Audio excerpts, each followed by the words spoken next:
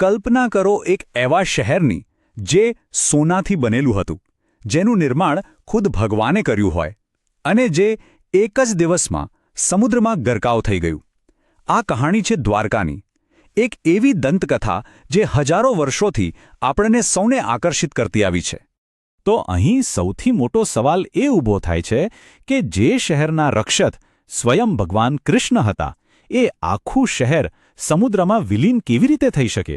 શું આ કોઈ કુદરતી આફત હતી કે પછી એની પાછળ કોઈ એનાથી પણ મોટું કોઈ દૈવી કારણ છુપાયેલું હતું? દ્વારકાની આખી ગાથા છે ને, એ દિવ્યતા, નિયતિ અને વિનાશનું એક અજીબ મિશ્રણ છે. એની શરૂઆત એક દૈવી નગરી તરીકે થાય છે, પણ એનું નસીબ બે ભયંકર શ્રાપ દ્વારા પહેલેથી જ લખાઈ ચૂક્યું હતું. અને એનું પરિણામ?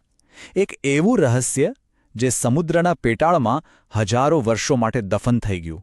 તો આપણે શું ગુમાવ્યું એ સમજવા માટે પહેલાં એ જાણવું પડે કે આ દ્વારકા હતું શું. આ કોઈ સામાન્ય શહેર નહોતું. એણે તો ધરતી પર સ્વર્ગનો એક ટુકડો માનવામાં આવતું હતું.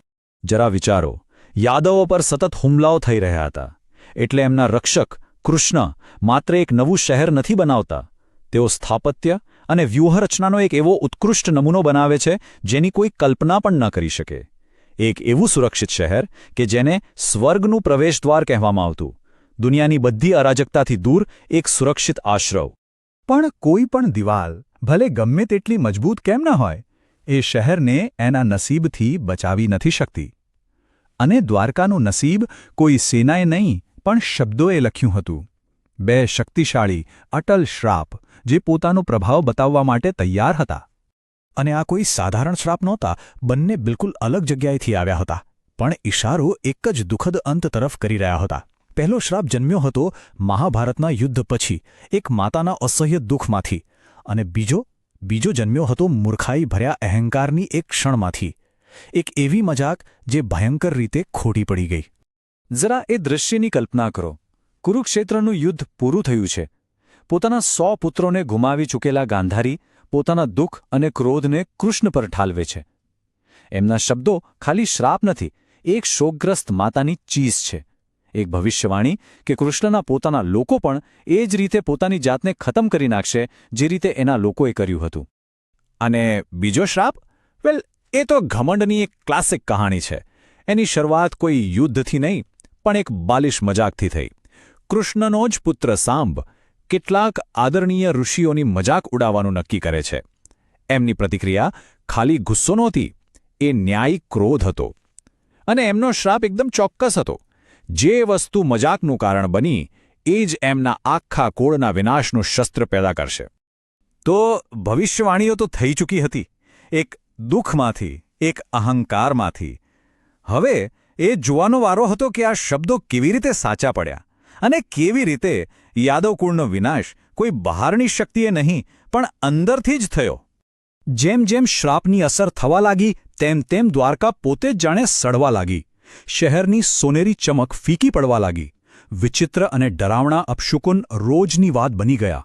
જોરદાર પવન, ઉંદરોથી ભરેલી ગલીઓ, એનાથી પણ ખરાબ, લોકો પોતે બદલાઈ ગયા. નૈતિકતાનું પતન શરૂ થઈ ગયું. રાજાએ દારૂ પર પ્રતિબંધ પણ મૂક્યો, પણ આ અધોગતિને કોઈ રોકી શક્યું નહીં. શહેર અંદરથી બીમાર પડી રહ્યું હતું. અને જે ચિનગારીથી આખી લંકા સળગી, એ કોઈ મોટો વિશ્વાસઘાત નહોતો. એ તો બહુ જ નાની, લગભગ મામૂલી વાત હતી. દરિયા કિનારે એક ઉત્સવ ચાલી રહ્યો હતો અને નશામાં ધૂત બે યાદવ યોદ્ધાઓ વચ્ચે સામાન્ય દલીલ શરૂ થઈ. પણ દ્વારકાના એ ઝેરી વાતાવરણમાં એ નાનકડી ચિનગારી જોતજોતામાં ભયંકર આગ બની ગઈ. એ એક સંપૂર્ણ ગૃહયુદ્ધમાં ફેરવાઈ ગયું, ભાઈ ભાઈની સામે અને મિત્ર મિત્રની સામે. આ અરાજકતા એટલી ઝડપી અને સંપૂર્ણ હતી કે કોઈને કંઈ સમજાયું જ નહીં. શરૂઆત થઈ નશામાં થયેલા એક અપમાનથી. સાત્યકી કૃતવર્માને મારી નાખે છે. બદલામાં કૃતવર્માનો પરિવાર સાત્યકી પર હુમલો કરે છે. કૃષ્ણનો પોતાનો દીકરો પ્રદ્યુમ્ન એને બચાવવા વચ્ચે પડે છે અને બંને માર્યા જાય છે.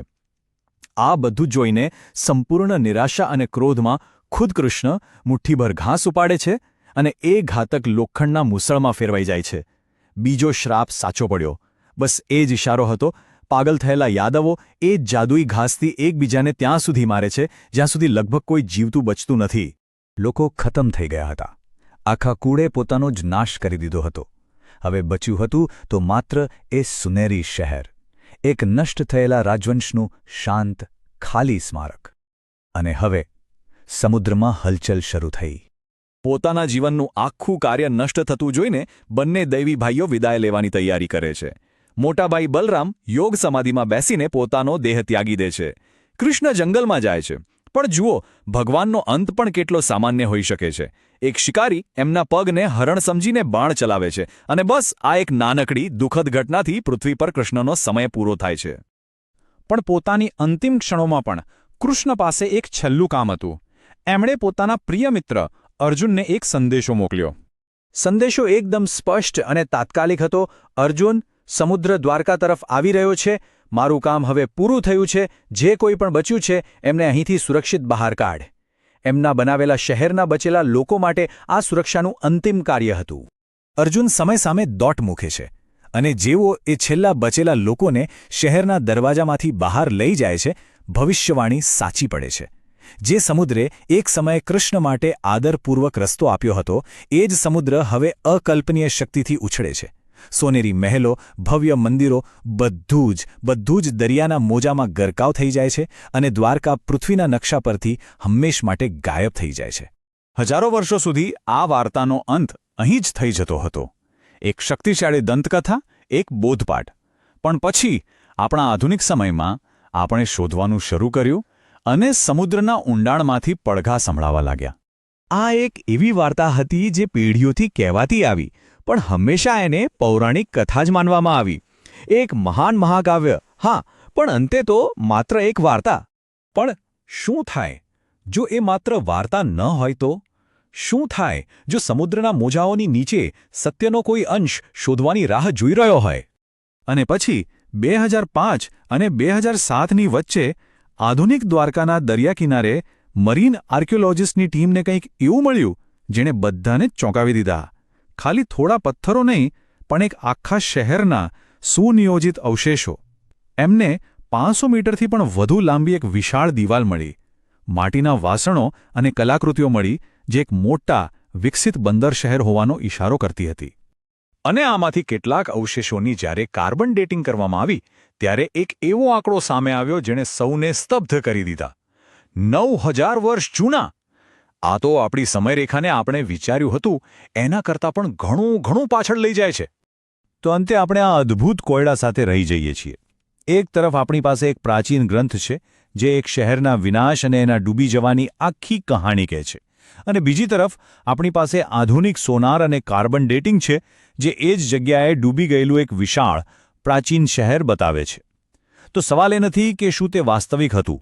અસલી સવાલ એ છે કે ઐતિહાસિક હકીકત અને દૈવી દંતકથા વચ્ચેની રેખા આખરે છે ક્યાં, અને બીજા કયા સત્યો હજી પણ એ અંધારા શાંત ઊંડાણમાં આપણી રાહ જોઈ રહ્યા હશે.